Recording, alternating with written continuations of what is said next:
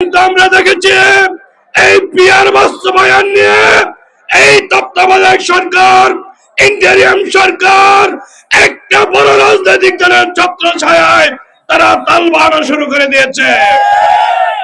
যে লড়াই সংগ্রামের পরে এই বাংলাদেশ থেকে ফ্যাসিবাদ দূর হয়েছে। এক ফ্যাসিবাদের কাছ থেকে ক্ষমতা নিয়ে আমরা আরেক ফ্যাসিবাদের কাছে হস্তান্তর করতে পারি না। ফ্যাসিবাদ মুক্ত বাংলাদেশ গড়তে হলে পিয়ার ব্যবস্থা অবশ্যই বাংলাদেশে চালু করতে হবে।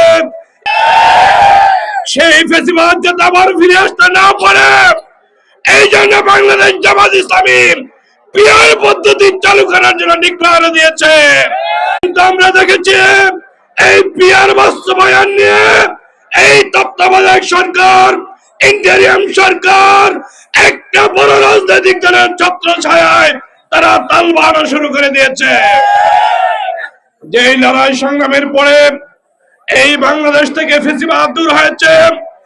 এক ফ্যাসিবাদের কাছ থেকে ক্ষমতা নিয়ে আমরা আরেক ফ্যাসিবাদের কাছে হস্তান্তর করতে পারি না। ফ্যাসিবাদ মুক্ত বাংলাদেশ গড়তে হলে পিয়ার ব্যবস্থা অবশ্যই বাংলাদেশে চালু করতে হবে।